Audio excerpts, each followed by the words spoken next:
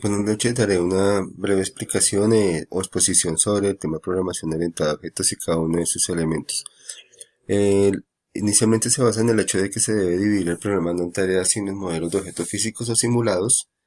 Aunque esta idea parece abstracta a primera vista, se vuelve más clara cuando se consideran objetos físicos en términos de sus clases, componentes, propiedades y comportamientos y sus objetos instanciados o creados de las clases. El objeto es el centro de la programación orientada a objetos. Un objeto es algo que se visualiza, se utiliza y juega un papel o un rol. En este caso, un atributo es todo aquel que describe una propiedad o característica de objeto que cuenta de variables y constantes. Ejemplo, en este caso podemos mostrar el objeto que se está mostrando en el smartphone y cada uno de sus atributos, como la dimensión, el alto, el ancho, el espesor. En el caso del auto también lo mismo. Estamos mostrando el objeto que es la marca, el modelo y sus atributos, que es el número, el nombre, el número, el color de cada uno de ellos, ¿no? Los métodos son comportamientos propios de un objeto, son propios de un objeto inherentes al mismo. Una clase de la definición formal es trata de un objeto. En esta definición se detalla no solo los cuales atributos de un objeto, sino también sus comportamientos, operaciones o funciones, y el nivel de detalle con el que se definen los mismos depende de la capacidad de abstracción de quien utiliza el objeto. En este caso, la clase autos, seguimos trabajando entonces los diferentes tipos de autos en la clase autos.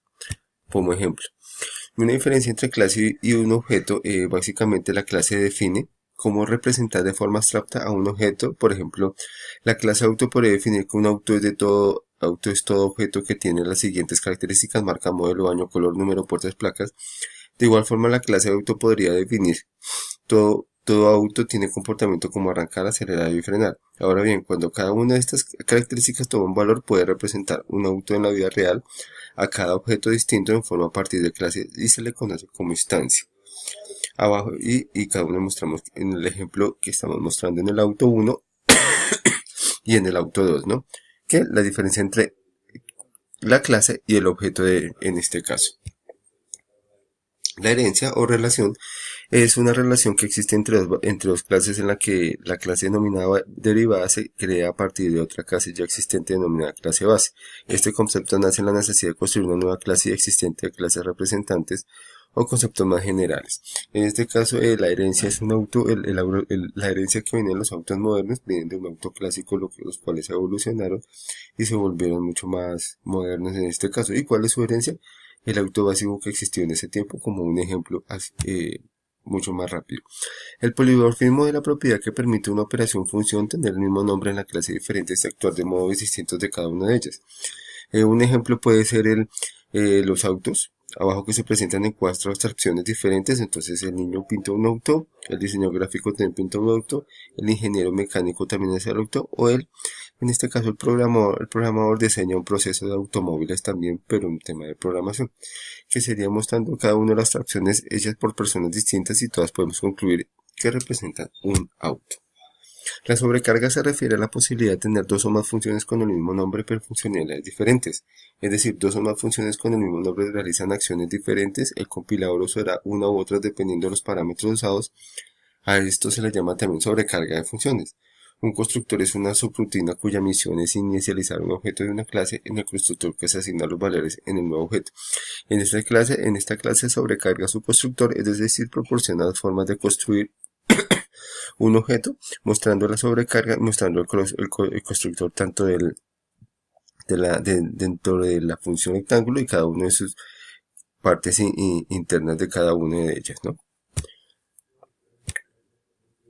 El encapsulamiento es la característica presente en los objetos en la cual un objeto es funcional como una unidad y está aislado y está protegido del ambiente y otros objetos. La abstracción nos ayudará a determinar el nivel de encapsulamiento de cada objeto. En el ejemplo del auto, un auto es una unidad funcional por sí sola, no necesita las propiedades de otro carro para funcionar de igual forma. Ningún otro auto puede decirle cuándo encender o cuándo se debe eh, eh, andar, conducir. Ahora bien, un auto está conformado por más objetos. Las llantas, por ejemplo, son un objeto con propiedades específicas y un auto debe tener 4 de ellas para funcionar. El nivel de extracción requerido es un problema. En un problema nos ayuda a determinar el nivel de encapsulamiento requerido en este caso. Modelización de los objetos por medio de diagramas. Entonces, una de las metodologías de análisis y diseño orientado a objetos más eficiente que existe en la actualidad, en virtud que aporta esta metodología su carácter de sobrevivir con enorme vitalidad y evolución de acoplarse a todas las necesidades actuales del software. La metodología OMT emplea todas las clases de sistemas, por ejemplo, modelo de objetos, modelo dinámico y modelo funcional. El modelo de objetos nos describe la estructura estática de los objetos del sistema, identidad, relaciones con otros objetos, atributos y operaciones. El modelo dinámico describe los aspectos de un sistema que tratan de temporización y secuencia de operaciones, sucesos que marcan los cambios de secuencia y definen los contextos por los sucesos y la organización de sucesos y estados. El modelo funcional describe la transformación de valores de datos, funciones correspondientes a restricciones y dependencias funcionales. En este caso, los pasos del proceso para un desarrollo orientado a objetos pues son la conceptualización, el análisis, el diseño de sistemas, un diseño de objetos, un código y pruebas. Una conceptualización describe los requerimientos para la solución del sistema, comienza identificando las necesidades desde el punto de vista de los usuarios y dicha información puede ser extraída de los casos de uso y el dominio del problema.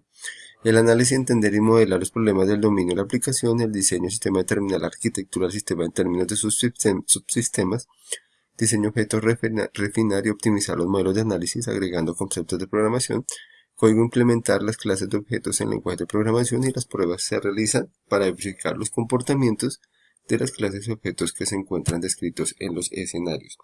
En el desarrollo basado en componentes, tenemos los componentes y las interfaces. En componente es una pieza de código preelaborado que encapsula alguna funcionalidad expuesta a través de interfaces estándar, algo muy similar a lo que podemos observar en el equipo, digamos, de un equipo de música que tenemos en una sala. Cada componente aquí el aparato ha sido diseñado para acoplarse perfectamente con sus pares, la conexión son estándar, el protocolo de comunicación está preestablecido, al unirse obtendremos música para nuestros oídos. Esto también viene el componente arraigado con el tema de interfaces, donde los componentes también pueden exponer las interfaces. Estos son los puntos visibles de entrada a los servicios de un componente que están ofrecidos y dejando disponibles otros componentes de software y clases. Típicamente un componente está compuesto por numerosas clases, paquetes, clases internos también se pueden crear a partir de colecciones o componentes más pequeños. Las características de los componentes en este caso es identificable, que es de fácil y, como su nombre lo dice, fácil identificación a sus contenidos. Autocontenido, no se requiere utilización de otros componentes, se puede reemplazar por otros componentes de mejora al anterior o al que existe.